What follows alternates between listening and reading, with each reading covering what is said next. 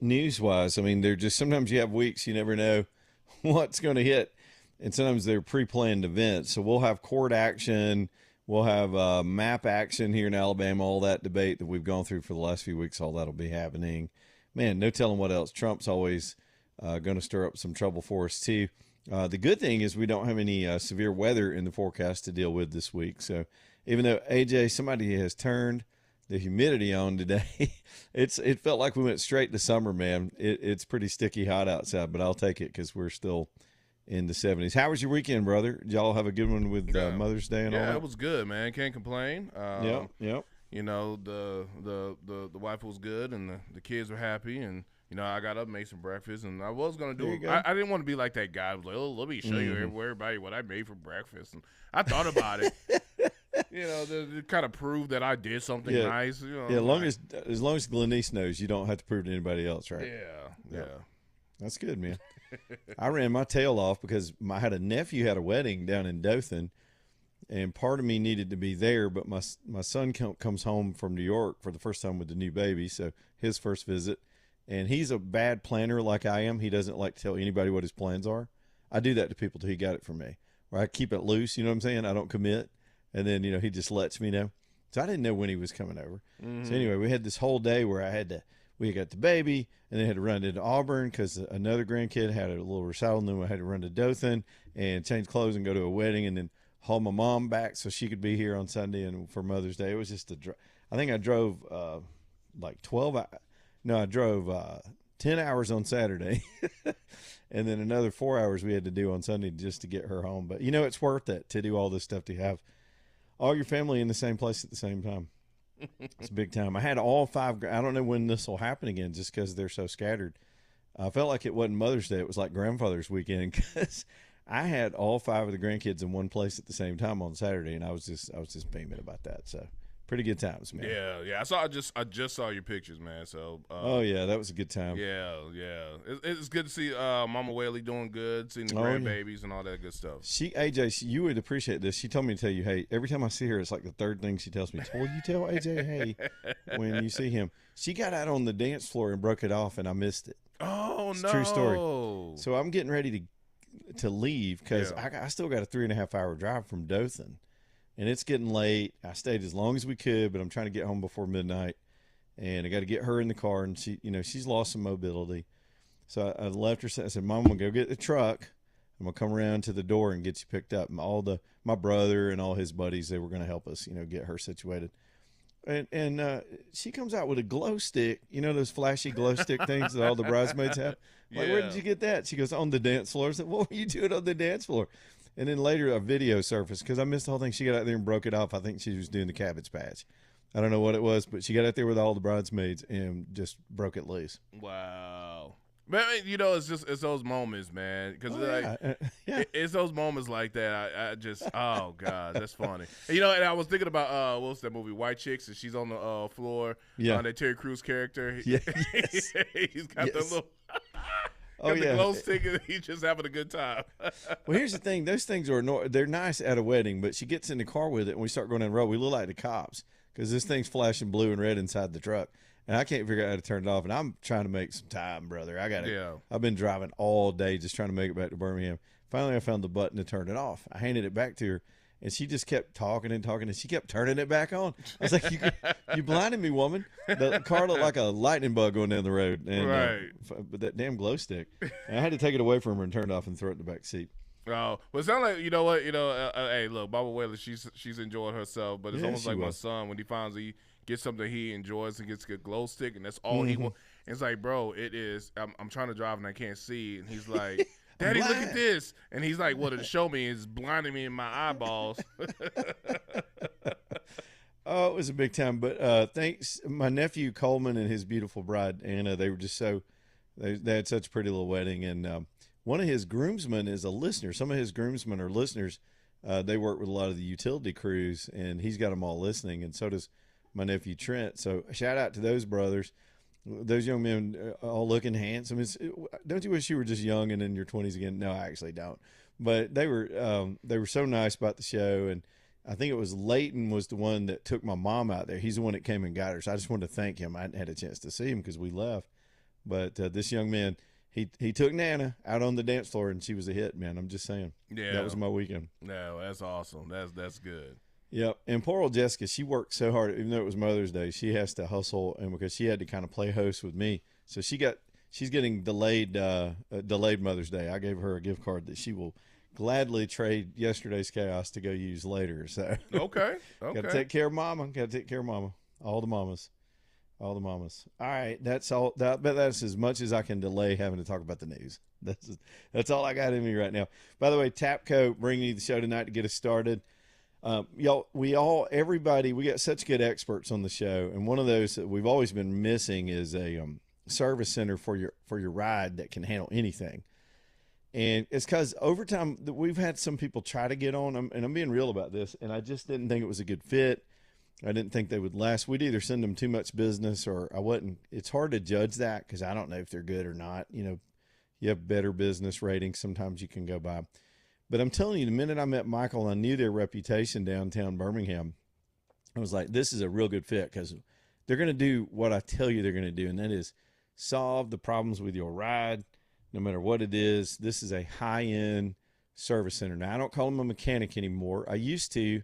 It's what we grew up calling people that fixed your car. But cars we talk about this almost every day. Cars are rolling computers. I mean, they're very difficult to diagnose. There are sensors just hundreds of sensors all over your car that can cause weird lights to come on or something to shut down. And you got to have the right equipment to trace that down. You got to have the diagnostic gear, and they've got all that at Tapco. Michael's a great guy. They've got a professional organization set up, nice sort of waiting area if it's one of those where you're going to go sit and wait for them to do your work.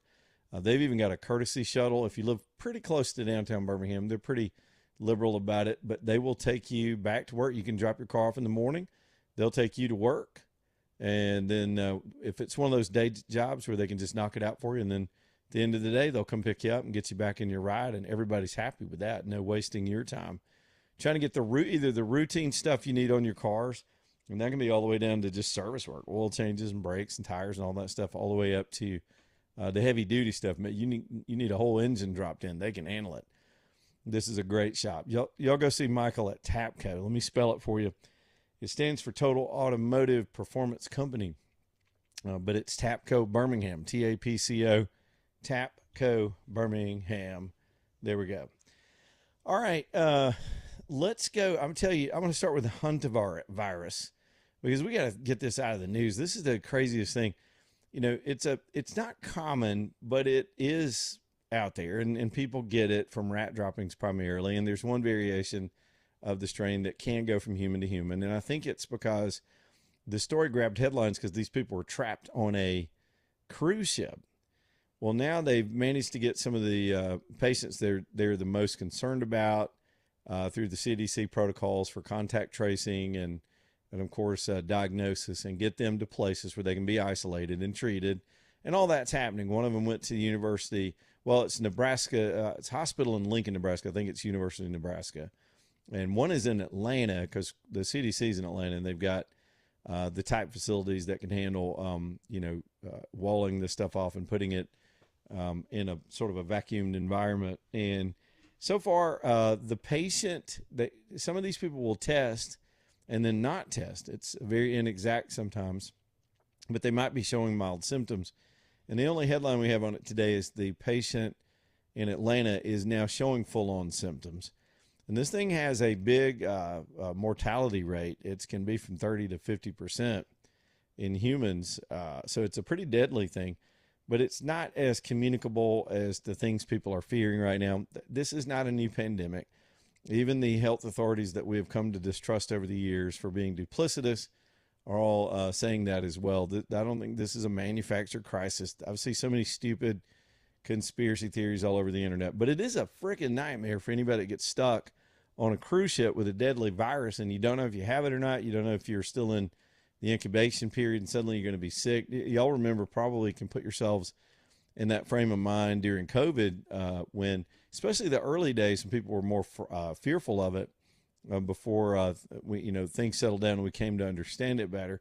And you start getting a little sore throat, and y'all remember that? You start sneezing a little bit like, oh, I got it. Oh, I got it. Then you might start panicking a little bit because you don't want to get sick. You don't want to wind up in the hospital. And, that's what everybody on that ship is worried that any minute now they're going to get the sniffles is going to lead to death because they were in a very confined way exposed to this stuff. So that part of the story still, it's worth the headlines. But I'm telling you, there's no reason whatsoever to freak out that this is not even. I don't even think it's capable of a pandemic. It can't spread that fast, and part of it is its lethality. It takes the host down so quickly that it doesn't tend to spread, and this is not something that's easily spread from human to human. So anyway, we went through a lot of that last week, but I just happened to notice all the news coverage of it today, and I know they love the drama, and they love something that's a developing story like this, and I understand that. But I think the over coverage of these cruise ship passengers is causing a lot of people to be unduly concerned at the moment. But in that light, we'll still give you updates if there are any headlines that come from these patients that have been isolated. Some of them are just they're going to be under quarantine for, I think, 6 more weeks, and they'll just have to keep an eye out for them. So there's that. All right, let's see. Let's do the war next. It looks like the ceasefire is going to fall completely apart. The Iranians are not the kind of people that you can strike agreements with.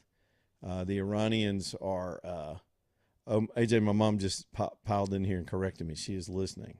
The young man who saved the day and took her to the dance floor was Lawson. I think I said his name wrong. Sorry, Nana. Don't mess with Lawson. He's Nana's favorite now. So,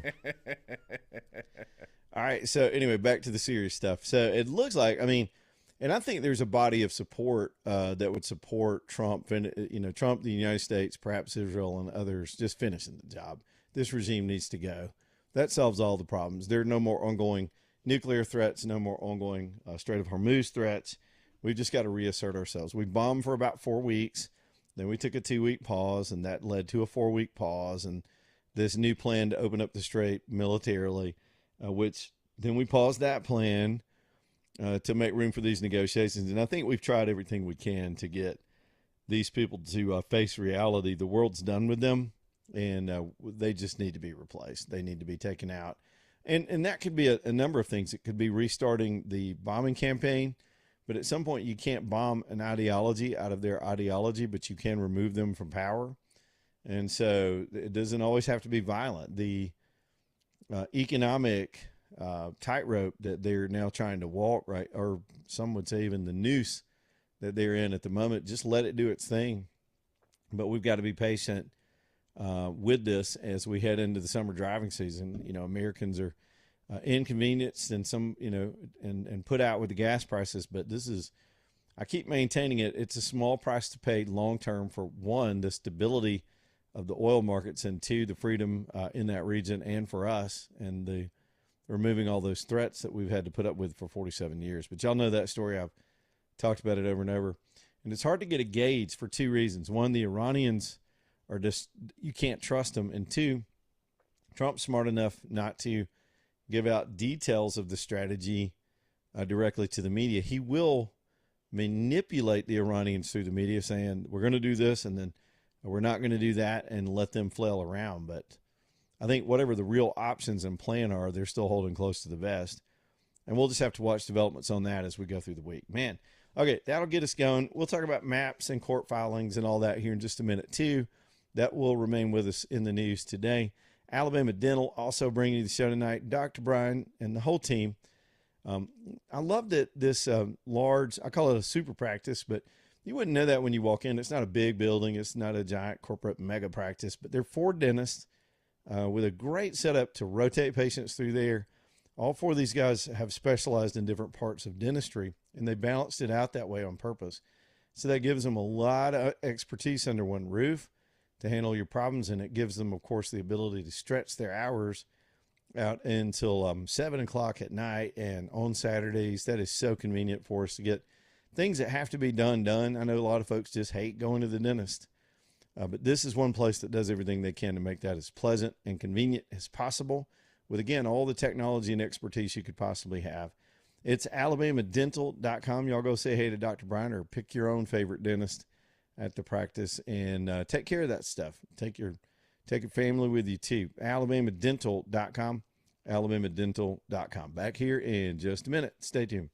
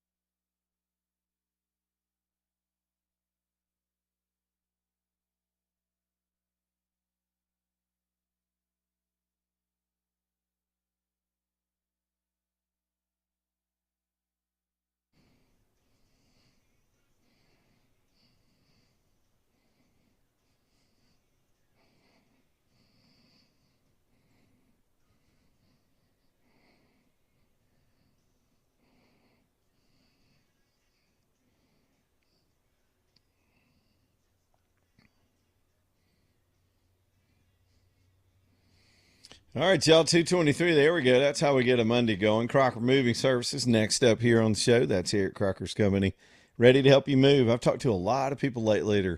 They've got summer plans. It just happens. There's a huge uptick in little projects, big projects where people buy, sell, move. Their kids run off to college or whatever. Things get moved around in the summer. Crocker ought to be your company if you got something that needs to be handled like that. One, they're just good at it. They're better at it than you and I are. Obviously, me and AJ, if you've seen the TV commercial, we're famous for dropping couches and furniture. Don't do that to your friends. Get this done professionally. I think you'll find their rates very reasonable. And the fact that they'll scale their business down to this 2-hour thing. So if all you need is them to come get some heavy stuff and move it down the road, they can handle that. And usually within that 2-hour time frame, you don't have to run the bill up. They're smart that way, and they'll build out their business day with a bunch of smaller moves that don't require as much time. Or they'll take you all the way across the country. A friend of mine has a mom that I think is moving from somewhere else in the country to Alabama. And they're awfully excited, but they wanted to use Crocker and reached out last week. You would know him. I just don't know if he wants me telling his business. But that's pretty cool. Pretty cool that they offer that service too and can move you all over the country with as many people as you need. Y'all reach out to Eric and his team. We salute his service in the Marine Corps. I'm telling you, it was about the best training you can get to be a mover. Just doing things right, executing the mission, leading your guys, setting an example. That's who he is. Eric's just always lived that way. I kid him because he's still got the Marine haircut, man. He's not messing around. He'll get your stuff moved.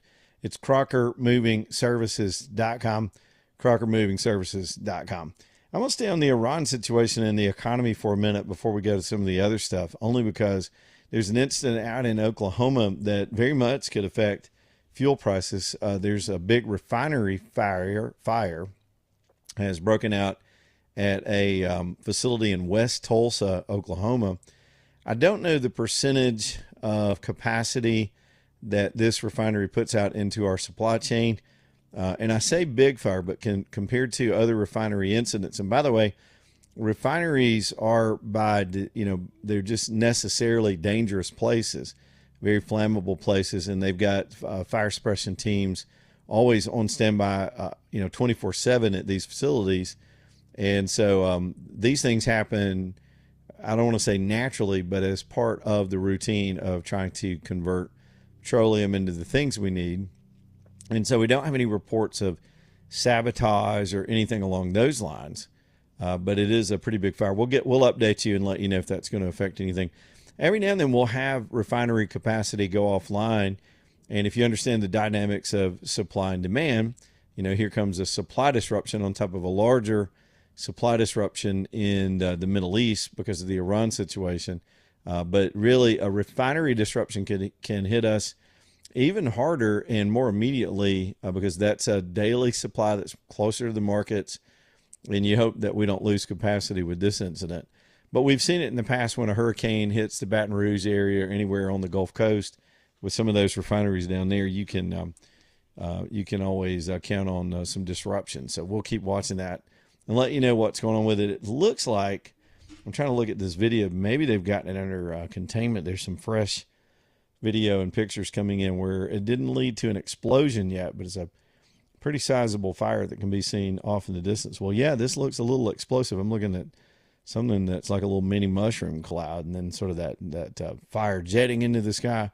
We'll keep up with that this afternoon, let you know, as we do with the headlines and all that.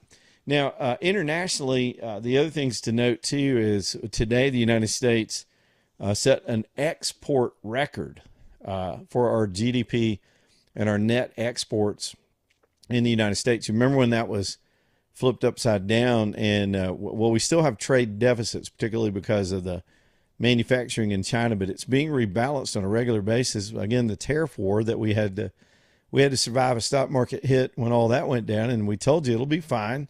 Let the thing get rebalanced, and sure enough, it came back. Now we're exporting more product to the world than at any time in our 250-year history. And I believe what's adding to those numbers is largely petroleum. It's petroleum and petroleum products that we produce uniquely here, LNG and some of the other products that come from the United States. Because the world, the thing is, in a large way, the supply chain is having to reorganize itself because of the Iranians playing terrorist in the Strait, and that is a massive opportunity for the United States. Whereas in the past, it wasn't as competitive or profitable to move. It was easier just to go through the Strait of Hormuz and get closer to market if you're Europe or China. But there's a lot of incentive now to just go ahead and send your routes to the United States. There are new pipelines opening up. We're working on stuff with Canada that's going to double down on Keystone and actually create a new pipeline. By the way, the province of Alberta has an independence vote, I think, coming up today or tomorrow, where they could vote to break away from Canada. Alberta, and that's the only place in Canada I've ever been, is more like Montana than it is what we think of the rest of Canada. So it'll be interesting if they do that. The reason I bring that up with this petroleum talk is it's a huge oil producing region that ought to be connected directly to the Gulf Coast. But all the things are there for us to continue as a country, grow in independence and continuing to be able to export the, whether the global warmers like it or not, it's life-giving petroleum without which we all die. We just die. It's the truth. Back in a minute, bottom of the hour, Leland Live, 545-9950. If y'all want to get on the show and jump on any of this stuff, y'all stay tuned. Back in a minute.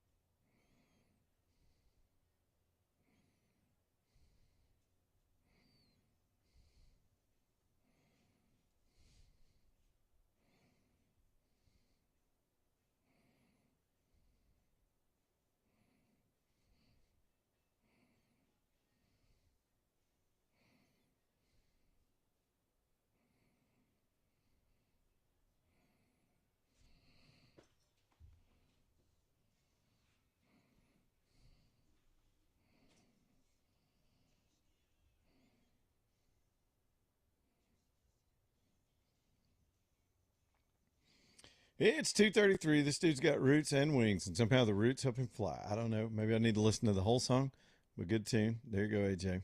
Lonnie's Furniture Company bringing you the show tonight. LAUNIUS, Lonnie'sFurnitureCompany.com. Man, they've got the furniture for you. And I heard from some people just this weekend went and did what I said to do. The guy said, hey, we were bored. My wife said, let's just go check it out. He said, and sure enough, we bought this and that and sent me some pictures. I love it. I love that. I love it when you're so proud of that stuff. And it's because just it's always good quality and it's always up-to-date styles. You're not going to get, there's stores in town, I'm going to be honest with you, I've been in over the years that are so bougie and on the, they're just on the extreme end of style that it's just edgy stuff that, one, it's overpriced and it's never going to last. It's not that timeless beauty that you want in furniture that'll be nice looking in your home for decades.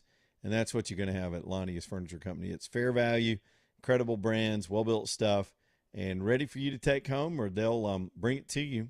You can load up. They've got a great, easy load-up system there. Bring a truck, bring a trailer, bring your straps, and take that stuff home. And every now and then they'll run a deal. They'll run a special or something interesting, and we'll let you know about it. Meantime, it's just a good place to go and compare and shop all under one roof. It's Lonnie'sFurnitureCompany.com, LAUNIUS, Lonnie'sFurnitureCompany.com. All right, let's jump to the stuff that may go down this week. We're still a lot of suspense over how Alabama is going to redraw its maps after the Supreme Court ruling. We have petitioned the court late on Friday. We got caught up in UFOs in the Book of Enoch on Friday, and that was fascinating to hear y'all talk about all that stuff. And I meant to do some homework on it over the weekend, but again, family weekend, Mother's Day, all that, we were busy. But in the machinations of getting this stuff through the court system and getting a finality on this map, so the legislature, of course, passed giving the governor permission to pause and to allow one of these maps to be redrawn and submitted as the map that is used this election year. But they're still waiting on this clarity from the Supreme Court. Well, as of Friday afternoon, Clarence Thomas gave the litigants in the case until 5 o'clock Eastern time, which is just another hour and a half or less, to submit any kind of claims or filings or arguments before the court. Now, I don't know what his timeline is on when he will rule, but he's over this case in particular. And so we will wait. Maybe we get lightning clarity and Alabama can move forward, the process should be, I don't know what they've actually come up with, but it should be the maps are redrawn. People know what the district lines are.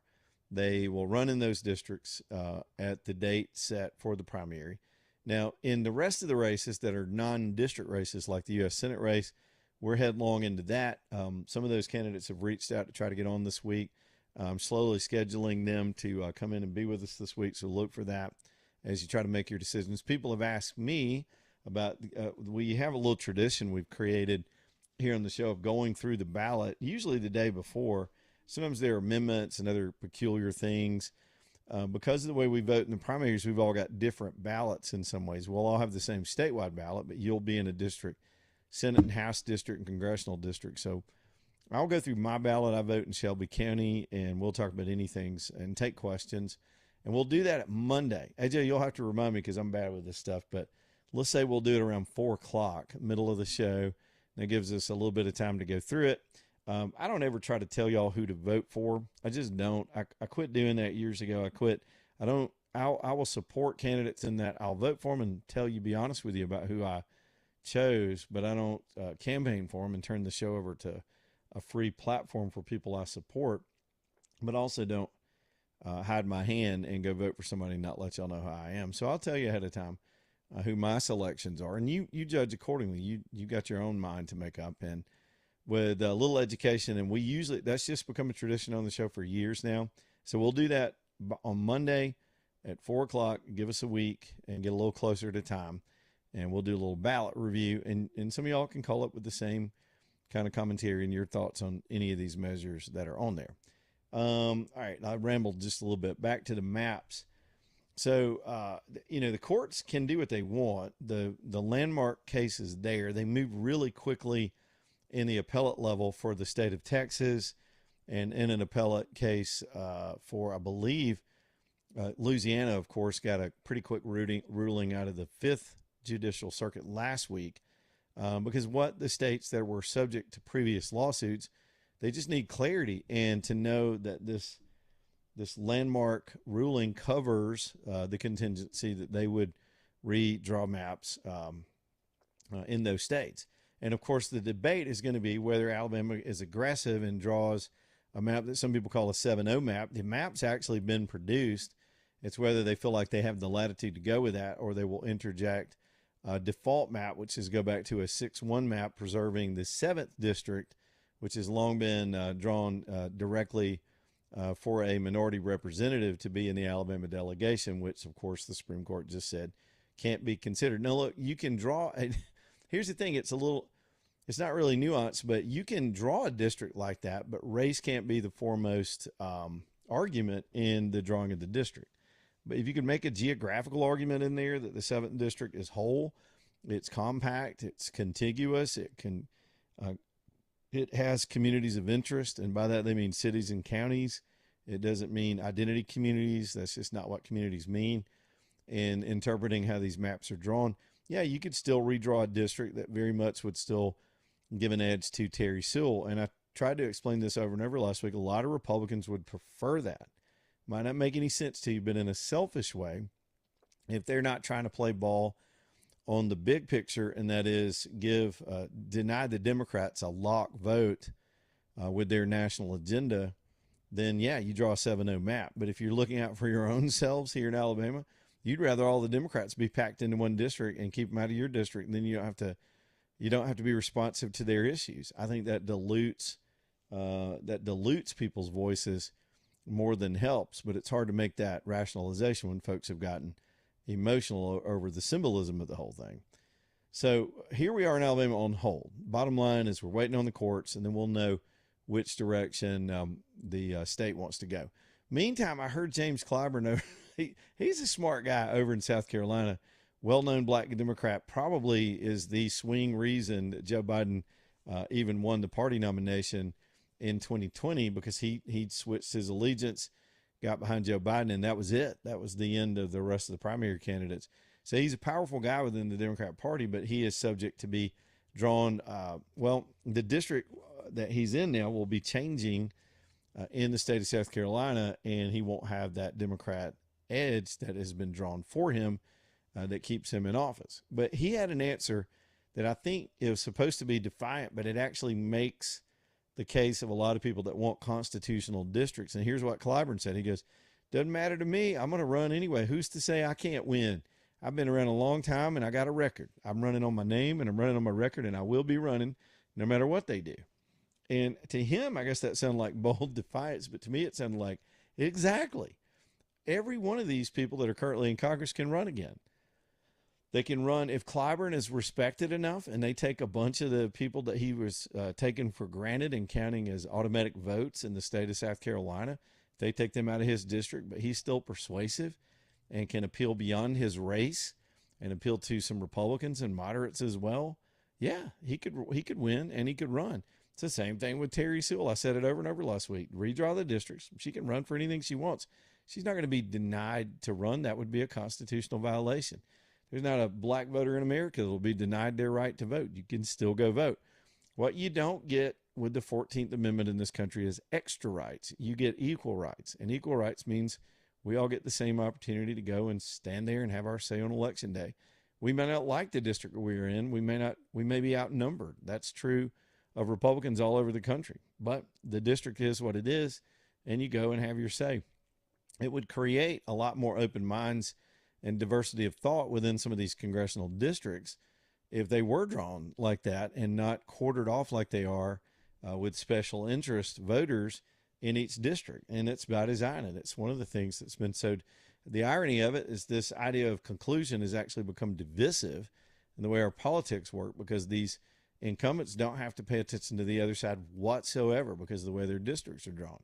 But most of y'all get that. I don't even think it's a sophisticated argument. It's pretty obvious. So you'll be dealing with that in some other states. Meantime, histrionics and ridiculous stuff this weekend in Tennessee. There's one guy up there that's trying to get himself some clicks by acting like an idiot. And I enjoy it because I love it when the people I disagree with make fools out of themselves and look ridiculous to persuadable voters. That's always my favorite thing. I enjoy the theater of it. That's fun stuff. This phony defiance and this civil rights era 1960 stuff is so dead. But some people got to do what they do. So anyway, there'll still be a lot of national conversation over these matters. And let me throw Virginia in there real quick while we're running through all this stuff. And I guess unless something happens out of the courts this afternoon after the 4:00 deadline, probably won't have too much else to say on the subject. But Virginia, have y'all heard the conspiracy theory out of Virginia? It's not even a theory. It's a phone call that was held among Virginia Democrats this weekend to decide what to do because the House is burning down. They set a lot of this in motion themselves, talking cocky and being wrong and short-circuiting the process, thinking they could do an end run in Virginia and pick up some seats. My theory all along is Obama is a smart enough tactician to know that this ruling was coming out, so he was trying to find places where they could pick up seats to negate what was inevitable after the Supreme Court ruled. And Virginia was a sweet spot. It's kind of a purplish state, and they control a lot of mechanisms in the state. And indeed, the governor's office, once they got control of that was the natural place for them to go to redraw the map. So by now, they did, and they did it in an inappropriate way. This wasn't the federal Republican-packed Supreme Court that made this decision. This was the very liberal Virginia Supreme Court that overruled the way they went about that referendum and changing their votes. The left-wing Virginia Supreme Court said you can't do that. They actually have a constitutional amendment in that state that requires a layered multi-step process to change the district lines. And they tried to get around that. Their own court slapped them down. And now what do they want to do? Have y'all heard this? They got on a call this weekend with Timu Obama. By the way, that's Hakeem Jeffries. And he was so pissed off today, he was doing some interview and his nostrils were flaring like he was ready to just go fight with somebody. But they're losing badly on all of this, and they know it. So now, in a huge desperation attempt, someone suggested one of the leading ideas from this phone call, and the New York Times reported this, by the way, is to lay off. They want to hijack their own Supreme Court now. This is their plan. Change the age limit for being on the court to below 54. The youngest justice on their court is 54. Remember, I think it was a unanimous ruling on their court. So they want to get rid of all of their own justices, even liberal justices that vote with the Democrats.